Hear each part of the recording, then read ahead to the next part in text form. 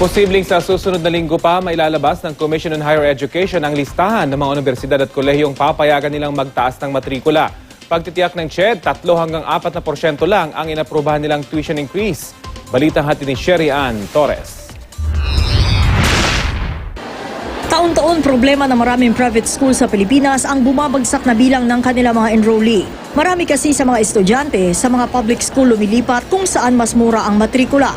Ayon sa Federation of Associations of Private School and Administrators o FAPSA, 5% ang ibinababa taon-taon na enrollment rate sa mga private school.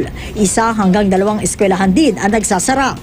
Bukod kasi sa ikangay migration ng mga estudyante, maraming guro rin na nag-over the bakod na sa mga pampublikong paaralan para sa mas mataas na pasahod.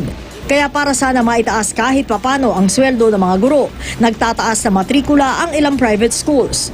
Ngayong taon, 353 private schools sa bansa ang naghain ng petisyon sa Commission on Higher Education para magpatupad ng tuition hike.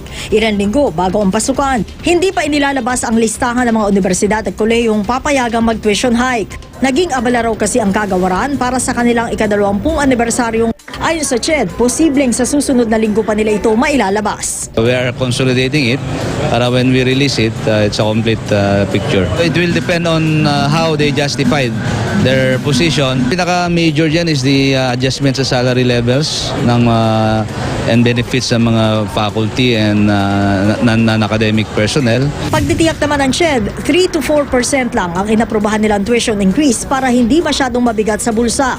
Pero ang daing naman ng mga estudyante, kakaunti nga raw ang papayagan dagdag singil sa matrikula, bultuhan naman kung magtaas ang miscellaneous fees at iba pang bayarin. Ang panawagan nila sa gobyerno,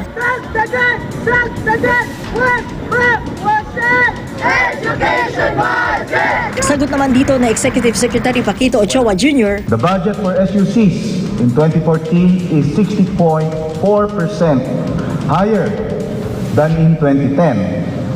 Jumping from 22.4 billion in 2010 to 35.9 billion in 2014. With such resources committed to tertiary education, the next step is to ensure that these financial resources are properly utilized and maximized. Bago ang desisyon ng CHED, nauna na inaprubahan ng Department of Education ang dagdag singil sa matrikula na mahigit 1,000 private elementary at high school sa bansa. Hindi pa man nailalabas ng CHED ang kanilang listahan, ang Kabataan Party List nagbanta ng magsasampa sila ng kaso laban sa kagawaran dahil wala raw sila nagawa para pigilan ang taas matrikula. Hindi rin daw natugunan ng CHED ang mga reklamo ng mga estudyante kaugnay ng hindi pagkonsulta sa kanila tungkol sa tuition hike ng kanilang mga eskwelahan. Ang Alyansang Rise for Education naman, naglunsad ng hotline para sa mga reklamo kaugnay ng issue sa matrikula. Iipunin daw nila ang mga ito para maging basehan ng mga reklamong ihahain din nila laban sa CHED.